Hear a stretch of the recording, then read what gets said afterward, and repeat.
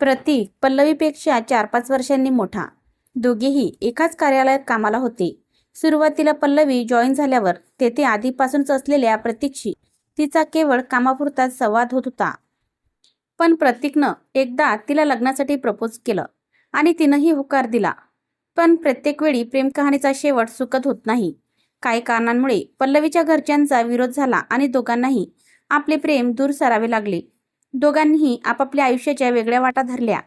प्रतीकचं लग्न झालं आणि काही काळाने पल्लवीचंही. सुरुवातीला एकमेकांशी संपर्क तुटला, पण काही वर्षांनी ईमेलवर पुन्हा संवाद सुरू झाला.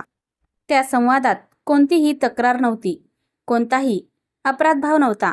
फक्त एक जुनी, मनाच्या कुठल्या तरी शांत कोपऱ्यात अजूनही जिवंत असलेली माया होती, प्रेम होतं. ते ईमेलवर नियमित संवाद साधू लागले. जुन्या आठवणींबद्दल, कधी आपापल्या मुलांबद्दल, कधी आयुष्याबद्दल आणि अगदी कधी आपल्या जोडीदाराबद्दलही. दोघांचेही संसार चांगले झाले होते. दोघांनीही आपापल्या जोडीदारावर प्रेम केले होते. जबाबदाऱ्या पार पाडल्या होत्या. मुलांना मोठे केले होते. आयुष्याने त्यांना जे काही दिले होते त्याबद्दल त्यांना समाधान होते. ते त्यांनी मनापासून स्वीकारले होते. तरीही प्रतीकच्या मनात एक छोटासा कोपरा कायम रिकामा राहिला होता आणि त्या कोपऱ्यात पल्लवी होती. तो कधी, खरं तर अनेकदा स्वतःलाच विचारायचा, पल्लवीबरोबर आपला संसार झाला असता तर आपले आयुष्य कसे असते. पण त्या प्रश्नाचे उत्तर त्याच्याकडे कधीच नव्हते. काळ त्याच्या गतीने पण वेगाने पुढे जात होता. एके दिवशी पल्लवीने ईमेलमध्ये लिहिले, ती तिच्या ट्रेकिंग ग्रुपबरोबर 9-10 दिवसाच्या ट्रेकला जाणार होती. आता असंख्य वेळा त्या ग्रुपबरोबर जाऊन ती त्या संस्थेच्या पदाधिकाऱ्यांमधील एक झाली होती.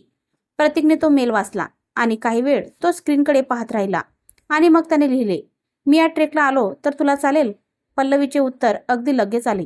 त्यात हे का शक्य नाहीये हे तिने स्पष्ट केले होते. तिला असंख्य ट्रेकचा अनुभव होता. चढ उतार, दगडधोंडे, जंगलवाटा, लांब चालणे, सकाळपासून संध्याकाळपर्यंतचा प्रवास हे तिच्यासाठी नवीन नव्हते. पण प्रतीकसाठी मात्र हे सगळे अगदी नवीन होते.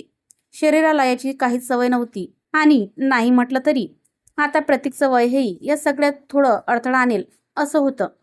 तिचं उत्तर वाचून तो काही क्षण थांबला आणि त्यानं पुन्हा आग्रही मेल केला, तुझ्याबरोबर काही दिवस घालवण्याची संधी हीच माझ्यासाठी मोठी गोष्ट असेल. एक आश्वासन देतो, इतर लोकांप्रमाणेच माझं तुझ्याशी आचरण असेल. काहीही अतिशहाणपणा माझ्याकडून होणार नाही. प्लीज नाही म्हणू नकोस. पल्लवीनं त्या वाक्याला लगेच उत्तर दिलं नाही, पण बराच विचार करून तिनं उत्तर दिलं, तुम्हाला यायचं असेल तर जरूर या. मी संस्थेच्या सहकाऱ्यांशी बोलले आहे. ट्रेकचा सर्व तपशील पाठवून ठेवत आहे. हो, नोकरी करतानापासून पल्लवी प्रतीकला आहोजाओज करत असे. प्रतीकनं धन्यवाद देणारा मेल पाठवला आणि आपली नोंदणी करून टाकली. ट्रेक सुरू झाला. पहिले काही दिवस प्रतीकचा उत्साह कायम होता. नंतर मात्र त्याला थकवा जाणू लागला. डोंगर, चढाई, धुके, सततच्या पावसाच्या सरी आणि अखंड चालणं. पल्लवी शक्य तितकी त्याच्या जवळ असे, पण अंतर राखून. इतरांसारखाच त्याच्याशी संवाद होता. कुणालाच त्यांची पूर्वीची ओळख असेल असे अजिबात जाणून न देणारा. आयुष्याने त्यांना उशिरा एक अशी संधी दिली होती जिथे ते एकमेकांच्या सहवासात राहू शकत होते, अर्थात कुठल्याही अपेक्षेशिवाय. प्रतीकला त्या काही दिवसात एक विलक्षण समाधान मिळालं. त्याला पल्लवीबरोबर संसार करता आला नव्हता, पण आता तिच्याबरोबर एकत्र चालता येत होतं. तिचं बोलणं ऐकता येत होतं, ज्याच्या एकेकाळी तो प्रेमात पडला होता. तिचं मन मोकळं, गोड हसणं पाहता येत होतं. संध्याकाळी थकून सर्वजण एकत्र बसल्यावरही तिच्याशी काही मनसोक्त गप्पा मारता येत होत्या. इतकंच तर हवं होतं त्याला. 5व्या दिवशी सकाळी प्रतीक ठरलेल्या वेळी उठू शकला नाही. सुरुवातीला सगळ्यांना वाटलं आलेल्या थकव्यामुळे असेल. नवीन मंडळींच्या बाबतीत असं त्यांनी गृहीत धरलेलंच असतं. पण दुपारपर्यंत त्याची प्रकृती बिघडत गेली. डॉक्टरांची मदत घेतली गेली. परिस्थिती गंभीर असल्याचं डॉक्टरांच्या लक्षात आलं आणि प्रतीकच्याही रोमॅन्टिक डेटचे नियोजन करणे.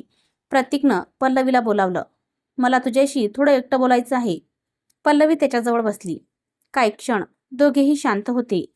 मग प्रतीक हळू आवाजात म्हणाला, पल्लवी, तुझ्यावर अगदी मनापासून प्रेम असतानाही माझ्या बायकोला मी सगळं सुख देण्याचा प्रयत्न केला. तिच्या वाट्याचं प्रेम तिला पुरेपूर दिलं. तिला काही कमी पडू दिलं नाही. मी गेल्यानंतरही तिला काही कमी पडणार नाही. तिच्यासाठी पुरेसं ठेवलं आहे. मुलंही स्वतःच्या पायावर उभी आहेत. आता कोणतीही मोठी जबाबदारी शिल्लक नाही. तो थोडा थांबला. आणि हे सर्व करताना तुझ्याबद्दलही माझ्या मनात कायम हळव्या भावना राहिल्या. पल्लवीनं त्याच्याकडे पाहिलं आणि मला याबद्दल कधीच अपराधी वाटलं नाही, कारण खरं तर आपण एकत्र यायला हवं होतं. आपला संसार व्हायला हवा होता, असं माझं कायमच मत राहिलं आहे. माझा देवावर अतिशय विश्वास आहे. तरी देखील आपल्याला एकत्र येऊ न देऊन देवानं आपल्यावर, निदान माझ्यावर तरी अन्यायच केला आहे, असं मला कायम वाटतं. माझ्या सर्व सांसारिक जबाबदाऱ्या आता पूर्ण झाल्या आहेत. आयुष्यात आता काहीच करायचं मिळवायचं राहिलं नाहीये. तुझा काही काळ निर्भीड सहवास मिळावा अशी इच्छा होती, तीही या ट्रेकने पूर्ण झाली. मात्र या आयुष्यात तुझ्याबरोबर संसार करता आला नाही. तुझ्याबरोबर सकाळचा चहा घेता आला नाही. तुझ्याबरोबर कुठे फिरता आलं नाही, प्रवास करता आला नाही.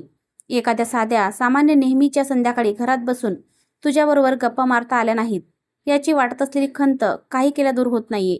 या माझ्या इच्छा या जन्मात कधीच पूर्ण होणार नाहीत, याचीही मला आपण दूर झाल्यापासून इतकी वर्षे कायम कल्पना होती. पण अगदी प्रामाणिकपणे सांगू, या सर्व वर्षात माझ्या मनात एकच इच्छा होती, पण तीही आता पूर्ण होईल असं वाटत नाही. पल्लवीने त्याच्याकडे पाहिलं. कोणती? तो हळूच म्हणाला. दोन मित्र किंवा मैत्रिणी जशा कोणतीही वेगळी भावना मनात न ठेवता एकमेकांना जवळ येऊ शकतात, तशा भावनेने तुझ्याबद्दल वाटणाऱ्या कमालीच्या मायेमुळे, आत्मीयतेमुळे, आपुलकीमुळे तुला एकदा जवळ घ्यावं अशी माझी खूप इच्छा होती. पल्लवी स्तब्ध झाली. तिच्या मनात असंख्य विचारांची गर्दी झाली. इतकी वर्षे जपलेली मर्यादा, दोघांचे संसार, त्यांचे कुटुंब, त्यांच्या नात्यांचा सगळा इतिहास आणि समोर मृत्यू शिजून जाणारा तो माणूस, ज्याने तिच्यावर अगदी मनापासून प्रेम केले होते. तिनं त्याच्याकडे पाहिलं, त्याला हळूच बसवलं.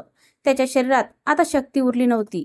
तरी देखील त्याने आपले दोन्ही हात पुढे केले आणि पल्लवीने त्याला स्वतःला जवळ घेऊ दिले.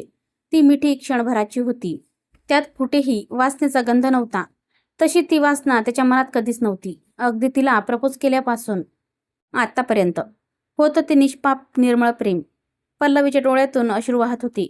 प्रतीकच्या चेहऱ्यावर मात्र शांत असं समाधान होतं. त्याने डोळे मिटले आणि तिच्या मिठीतच त्याचा श्वास थांबला. पल्लवी बराच वेळ तशीच बसून राहिली. आपल्यावर मनापासून प्रेम करणारी व्यक्ती, जिला आपण तिच्या शेवटच्या प्रवासात आपला सहवास लाभू दिला होता, आपल्याशी मनसोक्त गप्पा मारू दिल्या होत्या आणि शेवटी त्याची शेवटची इच्छा आपल्याला पूर्ण करता आली होती. दुःख होते, खूप होते, पण त्या दुःखामध्ये एक खोल समाधानही मिसळले होते. तिने त्याला त्या ट्रेकला येण्याची परवानगी दिली नसती तर कदाचित त्याची ही शेवटची इच्छा कायमची अपूर्णच राहिली असती. पल्लवीनं डोळे पुसले. डोंगराच्या पलीकडे संध्याकाळ उतरत होती. वारा शांतपणे वाहत होता आणि तिच्या मनात एकच विचार उमटला होता. काही प्रेम कहाण्या संसारात परिवर्तित होऊ शकत नाहीत, पण अगदी वेगळ्या प्रकारे एखादी प्रेम कहाणी पूर्णही होऊ शकते. एक शांत, सुंदर आणि समाधान देणारा शेवट अशा प्रेम कहाणीला मिळूही शकतो. मित्रमैत्रिणींनो, तुम्हाला जर ही कथा आवडली असेल तर चॅनलला लाईक करा, शेअर करा आणि सबस्क्राईब करा. धन्यवाद.